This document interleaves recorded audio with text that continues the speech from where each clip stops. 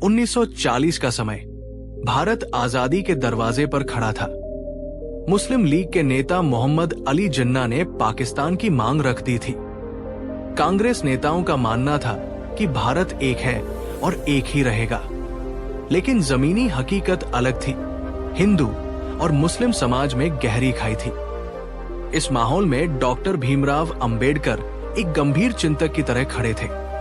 वे देख रहे थे कि अगर इस खाई को समझदारी से नहीं भरा गया तो भारत का भविष्य खतरे में पड़ सकता है। अंबेडकर की सोच साफ थी, सिर्फ नारे लगाकर देश नहीं चलता, समाज की सच्चाई को समझना जरूरी है। अंबेडकर ने 1945 में अपनी किताब पाकिस्तान और पार्टीशन ऑफ इंडिया से लिखी।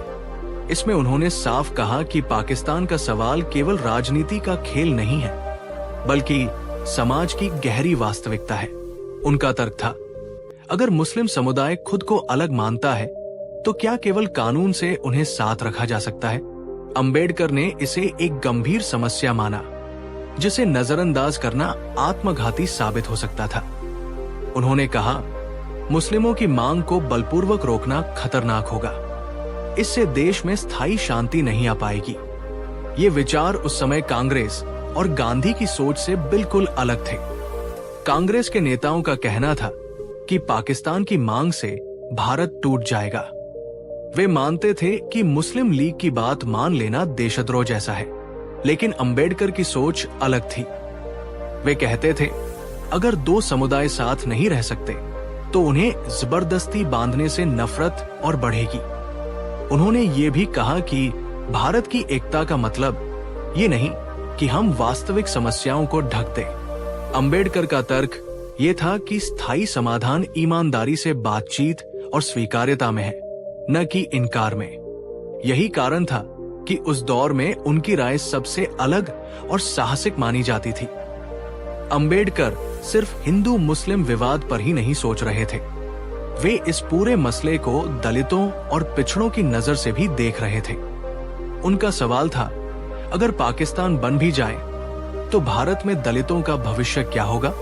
वे मानते थे कि दलितों की समस्या केवल अंग्रेजों के जाने या पाकिस्तान बनने से खत्म नहीं होगी, बल्कि इसके लिए समाज में गहरी बराबरी और न्याय की जरूरत है। अंबेडकर ने चेतावनी दी, अगर हम जाति और छुआछूत को खत्म नहीं करेंगे तो भारत की आजादी अधूरी रह जाएगी। इसलिए उन्होंने हमेशा कहा, राजनीतिक आजादी का कोई अर्थ नहीं अगर सामाजिक समानता नहीं होगी। लेकिन अंबेडकर की चेतावनियां आज भी गूंजती हैं। उन्होंने हमें सिखाया कि एक राष्ट्र की ताकत केवल राजनीतिक आजादी से नहीं, बल्कि सामाजिक न्याय और समानता से आती है। उनके शब्दों में, लोकतंत्र केवल संविधान लिखने से नहीं चलता, बल्कि लोगों के दिलों में बराबरी और भाईचारा होना चाहिए। आज जब हम भारत और पाकिस्तान के रिश्तों को देखते हैं तो अंबेडकर की सोच और भी प्रासंगिक लगती है। वो हमें याद दिलाते हैं कि अगर समाज में नफरत होगी तो राजनीतिक आजादी भी खोखली हो जाएगी। दोस्तों, अंबेडकर और पाकिस्तान की ये कहानी हमें सिर्फ इतिहास नहीं बताती, बल्कि आज के भारत को भी आईना दिखाती है। उन्होंने साफ कहा था कि अगर समाज में बराबरी और भाईचारा नहीं होगा तो कोई भी आजादी टिक नहीं पाएगी। सोचिए, ये बातें 80 साल पहले कही गई थी, लेकिन आज भी कितनी सटीक लगती है। यही कारण है कि बाबा साहेब को सिर्फ संविधान निर्माता नहीं, बल्कि समाज का सच्चा दूरदर्शी कहा जाता है।